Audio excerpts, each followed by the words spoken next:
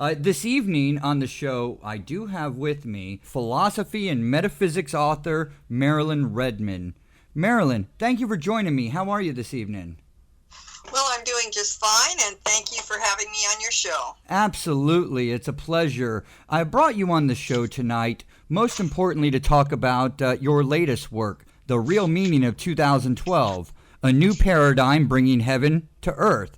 And that title in itself really intrigues me because I'm somebody who was brought up from the belief that one day we may see a new heaven here on Earth. And there was a lot of speculation surrounding the year 2012 and the prophecies that were foretold, and we've seen it come and go. So I found it very interesting and definitely was excited to have you come on here tonight. If you could, just a little bit explain to the listeners maybe what your motivation or inspiration for this particular book was. Well, that's interesting. Actually, I was listening to everybody outside of me giving me advice on how to live my life, and it was actually killing me. The medical profession, the churches, the other institutions that tell us how to live our lives, and schools. I'm an ex-school teacher, and I had to leave school teaching when that kind of thing changed even more so. And I found out that all those things outside of me were getting my attention, but they were not sustaining my life, and I was actually dying. And I had some pretty difficult times because I didn't know how to handle my life from a healthy way. I was in very much a survival mode because I was raised in domestic violence and I married into domestic violence, not realizing that's what the situation was. But it was familiar at the time.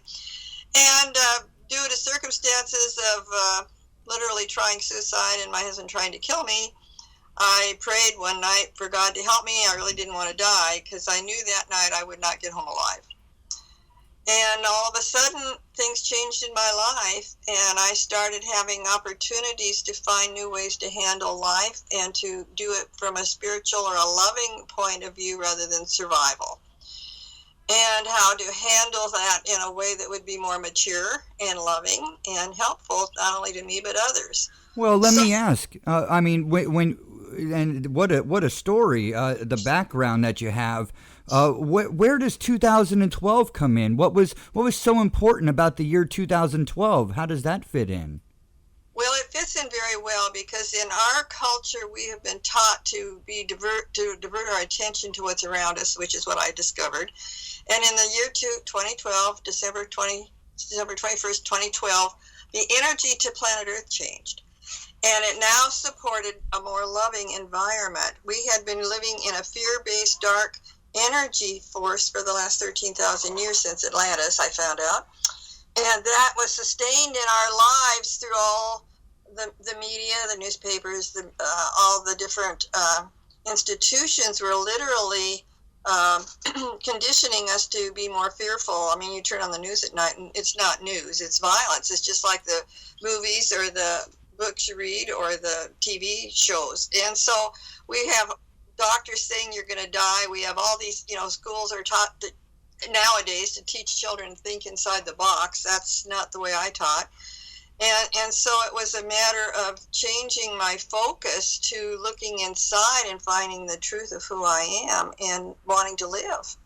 So it was a different point of view and a different perception, but society has us so busy earning a living and trying to support our lives and looking outside for all our entertainment and everything that we don't have time, and that's planned on purpose, don't have time for reflection or meditative practices or spiritual activities that would actually improve our lives.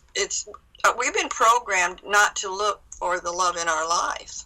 You are absolutely correct, and I see it in each and every one of our lives, how, all the way down to our very sleep cycles are very much different from the way that they were for our ancestors maybe, and those that came before us.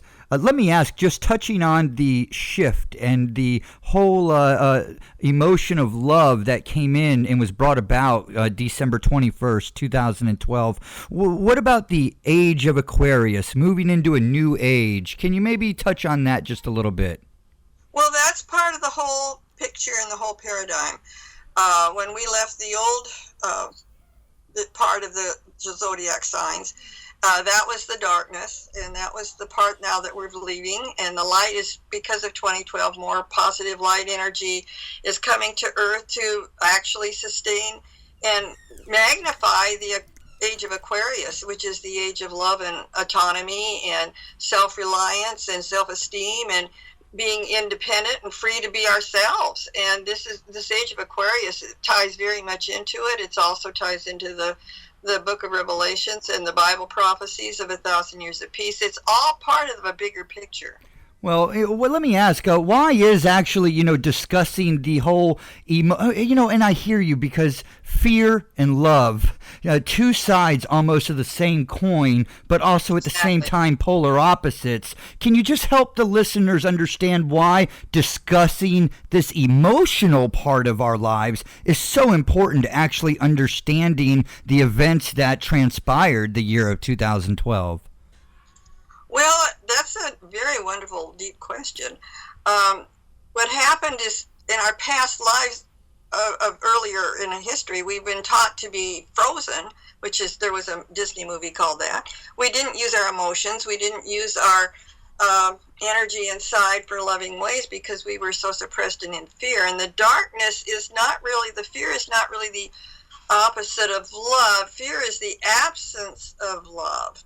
And so when you have a fearful basis for your life, you're missing the light in your life, the love in your life. So, and people call ego edging God out. So instead of edging out the light, we want to bring it back in. So we're merging it gradually. What's really important now is we're starting to see the results of the 2012 energy shift to more positive energy onto the planet to support our coming into seeing a bigger picture that this is a loving planet. It was created in the fifth dimension. It was a loving planet, and we are returning back to its original source. So the more you open up your heart, and that's what my book's about, is reducing the influence of the ego, which is really telling you all these messages that are not true, keeping you out of the light and the love of who you are. So when you reduce that influence, then you can open your heart and feel vulnerable. That's the safest place to be. And that's the loving person of who you are, is a really caring, kind individual. And the benefits of prosperity and abundance are already there waiting for you. The fear has just blocked it.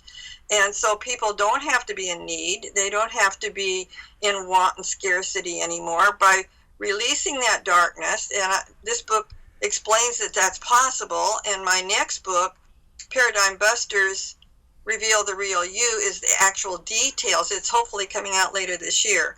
It's the actual details, step by step, of how to change the energy within so that you can have that loving emphasis of your birthright. Absolutely. And I look forward to that. It's definitely something that I'd want to pick up and definitely read. Anyone that's read any of maybe George Lucas's works are familiar with the phrase that fear leads to the dark side. And when we think about the dark side, when we think about night, why, back in the old days before electricity or what have you, the dark, people were afraid to go out into the dark as everything in the dark was unseen, basically. Your book mentions fear keeping us in an illusion. Tell me and the listeners more about this illusion you speak of. Well, it's kind of like, there's several examples I can give. One is like, we're an iceberg, and the part you don't see is the tail wagging the dog. The subconscious part of our lives is hidden. And so we just have a little tip of the iceberg out there, and that's what we're functioning from. But what's down underneath is what's really running your show. And that fear is actually manifesting in your life. If you don't know it, it still is. You don't have to be aware of it. But becoming awake is what the 2012 is about, is with more light, we can shine light on it and become aware of, oh, is that what I'm doing? No wonder I'm getting such terrible results. And so you might look at it from that point of view. Fear it stops the light from actually manifesting into your essence of who you are, so your consciousness cannot grow. So we have been suppressed in this darkness that you talk about, or fear. But when you put the light on it, it's like walking into a dark room and turning on the light. Where is the fear? It was an illusion. It really wasn't there. It's like when you put a little kid to bed at night and they're scared of the boogeyman. And so you say, okay, we're going to look under the bed, we're going to look in the closets, and we're going to turn the light on. Where's the boogeyman? So that's what fear really has been, and it's been promoted and expanded to cause us to react to it. And when you really realize there's no fear there, I can respond in healthy ways to my best interest and to your best interest and get great results from doing it by responding rather than keeping me in that fear that's just an illusion. Some people think of it as a mirage. When you are on a highway and it looks like water up ahead on the highway and you get there, there's no water. So the illusion of fear can be dispelled. Some people call it false emotions appearing real, and we have thought it was real, but it's not. If it's not created by God, it's not real. God is the only reality, so it's an illusion. Well, it's amazing. Number one, I do want to just stress that I really feel, and it's very evident since 2012, seems like so long ago, even though and it has gone by quite fast, just the 2 years since then. But the cultural shift, both, emotionally and physically, is not something that has happened overnight, obviously, and we're still in this transition phase, I would feel, so to speak. You speak in such great, beautiful spiritual terms, but, glancing over the book, it seems to have, both scientific terms mixed with spiritual terms. Can you maybe let us know how both of those fit into the same bit of information? That's a good question, because this has become a huge controversy in our culture. Is science right, or is churches right, or is metaphysics that have the answer? Or I've actually become a mystic at this point because I know the answers are within. But the point is that science only observes the physical, and so they have measurements for something that has weight or something that has length or height. And so when you can't measure the invisible, then they are taught to believe it's not there. And you have to handle it and feel it. And spiritual terms are in the invisible, because the invisible actually is where the power is. But we do not, in our third dimensional world, have mechanics available at this point to measure something invisible. So there's light. We know that there's invisible light, like ultraviolet rays are not in the realm of the regular vision. But we don't have great techniques yet to actually put that into our using in our scientific ways. And so what I discovered in my research was years and years ago, spirit comments and understanding and terms were basically the same as science. And the church, the Catholic Church, put a stop to that because they didn't want people to realize they were talking about the same thing, that what was invisible is really what's manifesting the visible. The Spirit, God's grace is sufficient, and that means that the grace or the Spirit manifests the physical, and what's inside is what's manifested. So all science is measuring is what you can see, and it's not what you can't see. Right. And what you can't see usually... let's talk about that. I've heard you say twice now. You talked about the dimensions. You mentioned the fifth dimension, and you mentioned the fourth dimension in just a moment ago. And we'll get to that in just a moment because I really want to touch on that. But when you talk about the unseen, I think about the energy that's mentioned quite often in your book. Right. What I want to know, how does that apply to our consciousness? And then we can get into how this energy we can use it to change or transform into the fourth dimension. I'd like to hear your thoughts on that. Well, thank you. That's an excellent understanding of what's going on. We are energy fields. Medicine has tried to tell us we're mechanics like a car, and if you eat the right thing or put the right gas in your car, you're going to run and be wonderful. But that's not the truth. We're spiritual beings that manifested a physical form to be on planet Earth. We came in a spiritual essence without form originally to planet Earth. Planet Earth was originally fifth dimension love, unconditional love, and in our lowering our energy, that energy that is who we are, the spirit within. In lowering our energy, we put ourselves into this lower third dimension of tangibility. We were given freedom to create, and mankind, we got a little too curious and so forth, and created a lot of thought forms that created lower energy, and so we got caught up in that. And so that energy inside of us that created those lower thought forms can also create higher thought forms. Isn't that wonderful? Mm-hmm. When you're given the opportunity and the ability and the understanding to do it. And that's what we're doing. We're leaving the third dimensional thought forms of fear and the lower density. And as our energy moves higher, that's our consciousness. So we're moving our consciousness, which is within. That's the invisible within us. We're moving at focus, that perception, step by step into, I have a new chart in that particular, my book 2012, I have a new chart to explain this with angels on the stairs. It's like Jacob's ladder. We're moving up into a higher consciousness by allowing more love into our lives when we release all that fear that isn't real anyway. So as you put more and more loving behaviors, thinking, attitudes into your life, you actually raise your consciousness. And some people call that being reborn, because you've been born into a loving spirit of energy or consciousness, which before was not possible until this new energy coming to Earth. That's why 2012 is allowing our consciousness to raise into a higher consciousness. The third dimension is duality, where you have right and wrong, good and bad, criticism, judgment, condemnation.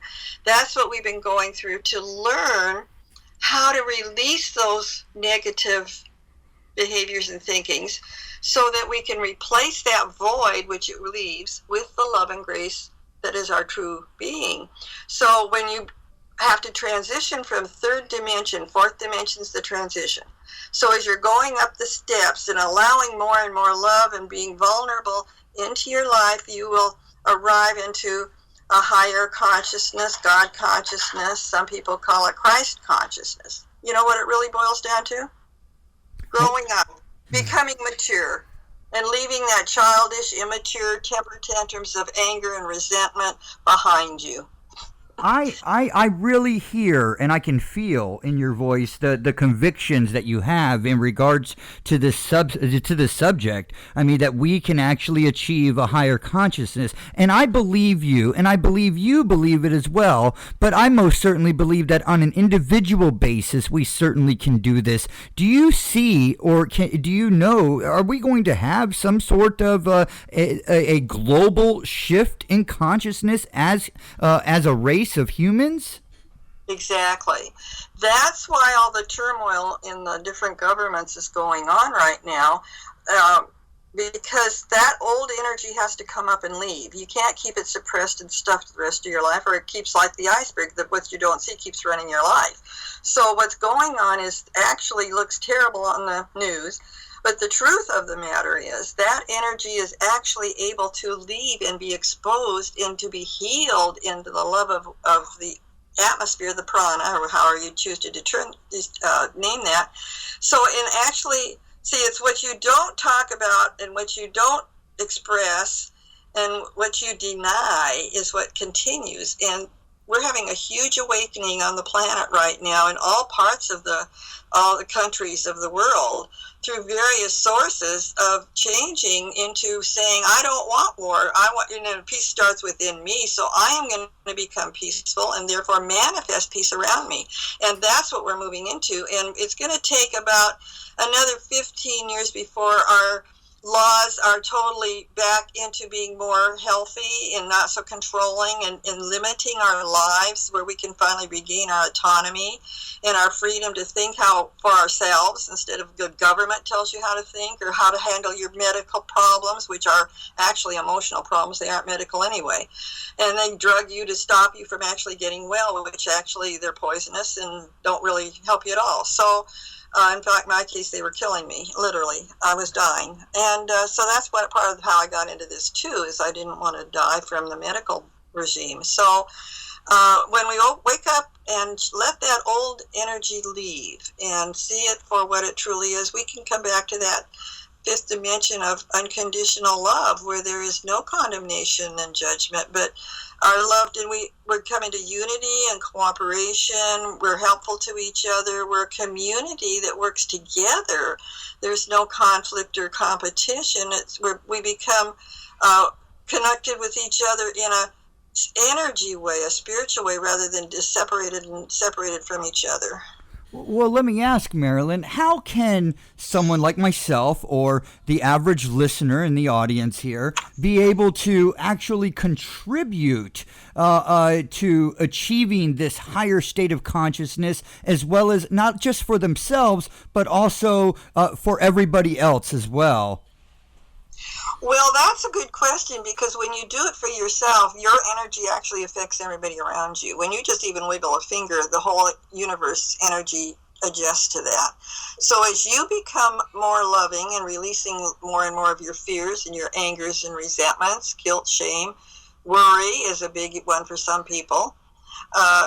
We don't have to live in that anymore. And as I do spiritual counseling, and I help people move through those stages in a meditative state. Yeah, hypnosis sometimes has a bad name, but it's really just a meditative reflective state where there is no ego involvement. So you're free to be able to get into your heart where you truly have your essence and actually change the consciousness from the fears into the love that is truly and originally what you were created in. So I do counseling, speaking, all my writing on Amazon, my blog, MarilynRedmondBooks.blogspot.com, is all about changing our consciousness and doing that. And there are other people out there that do it from my point of view too. There's not a lot of us, but I've helped people on Skype and phone, but I prefer to have people actually come to my house for the work. But it's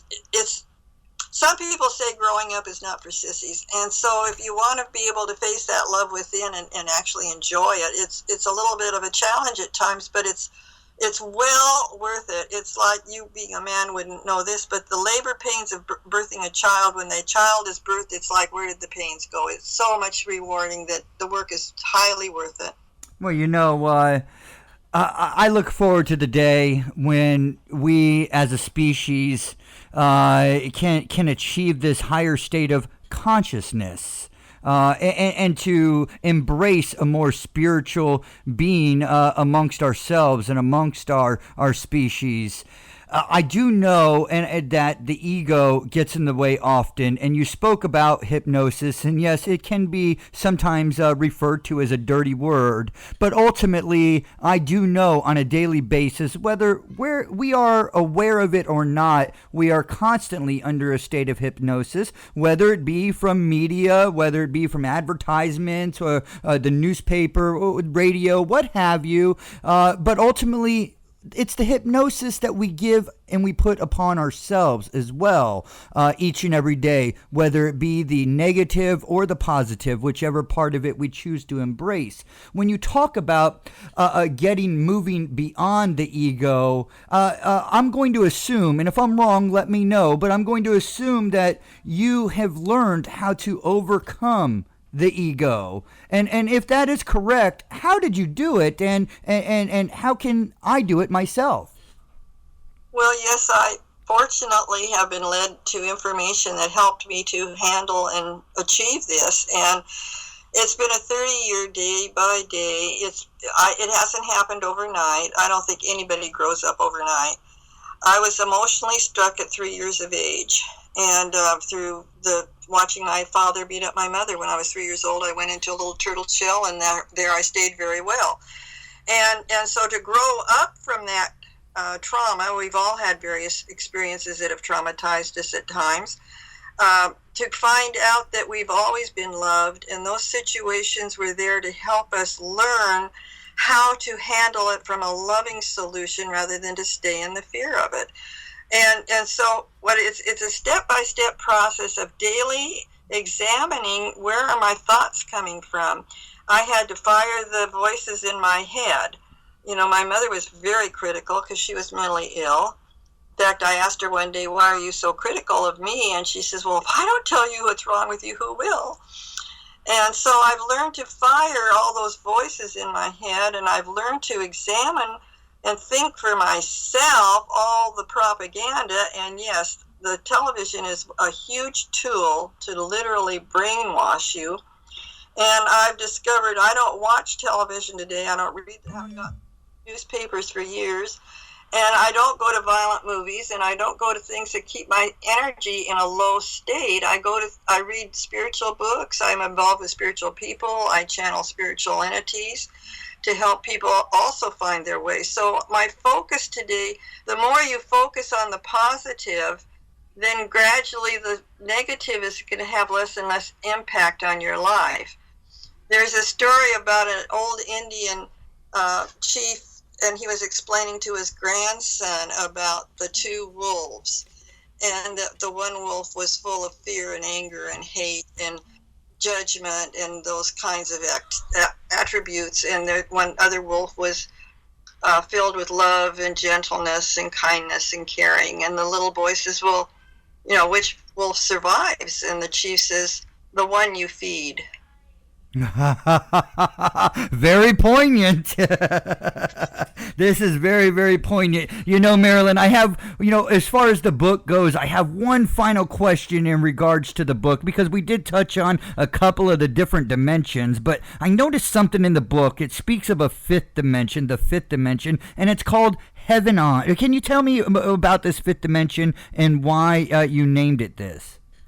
Well, very good. Everybody, when they think of dying, and we really don't die because the spirit and energy never dies. But when we move to that, it's like taking off your physical overcoat and hanging it on the coat rack and moving in spirit into where there is no physical being. And there is, in that particular consciousness, there's no fear. And so without fear, it's total loving, unconditional acceptance for being totally who you are. You can say what you need to say, do what you need to do for your own best interests, and other people aren't there to tell you otherwise. So heaven on earth is being able to do that on earth rather than having to die to get there and reincarnate to come back and keep trying to get there on earth. This is the first time in history. They tried to do this in Atlantis, and you probably know the story that it got blown up and it wasn't successful. But this is the first time since then that the energy on the planet is high enough that we can literally bring that unconditional love. It's like the Lord's Prayer to bring heaven to earth, and we can literally do that now. We have the opportunity to do it if everybody starts saying, I choose to be a love-based person rather than a fear-based person. And that loving environment, that peace on earth, is actually going to be more than 1,000 years talked about in the Bible, is possible because all our laws and our regulations, eventually we won't even have governments. We'll just have councils where people rotate on and off. Nobody will be from a party, and nobody will be in control and leadership for years and years, and nobody will be behind the scenes pulling the strings as what's going on now in our government. Yeah. And so we will move into an autonomous situation where you are totally free to be the person you were intended to be and always have been. And so we will be able to do that in a physical form. And that's really the big message of the Bible, but it was distorted and changed through religion. This is the best time on earth to be, is that in the next 10, 15 years, this is actually going to manifest. This being able to be free to be ourselves is going to happen. I agree. I really do. I'm a firm believer that we do manifest our own thoughts into reality, and with every word we profess from our lips, we do. And so I'm a firm believer in that. And it is a beautiful time to be alive. It's a beautiful time to be on this earth and to be able to witness these things happening in our lifetime. The book, again, is called The Real Meaning of 2012, A New Paradigm, Bringing Heaven to Earth. It is available on Amazon and U.S. trade paperback. The author, again, Marilyn Redmond. Marilyn, I understand we can visit angelicasgifts.com to learn more about you and maybe your other work as well. And all of your work is available online at amazon.com. If you look up the author profiles, just look up Marilyn Redmond. Marilyn, I thank you. I also have a lot of videos on YouTube if people are interested in hearing more about this. Oh, sure. Just look up Marilyn Redmond on YouTube? Right, and there's several pages of videos with lectures about all kinds of parts of healing your life, domestic violence, empowerment, holistic health. I'm into that also because that supports our healthiness. So there's a variety of different interviews and lectures, and also I channel spiritual messages that help us and support this too. Well, Marilyn, I thank you so much for your time this evening. I look forward to reading the newest work that's soon to be released, and I ask you to definitely keep it up. You're a beautiful person, and it's been such a pleasure speaking with you today. Well, I've enjoyed myself. Thank you for having me. Have a great day. Bye now. You have a good day, too. Thank you.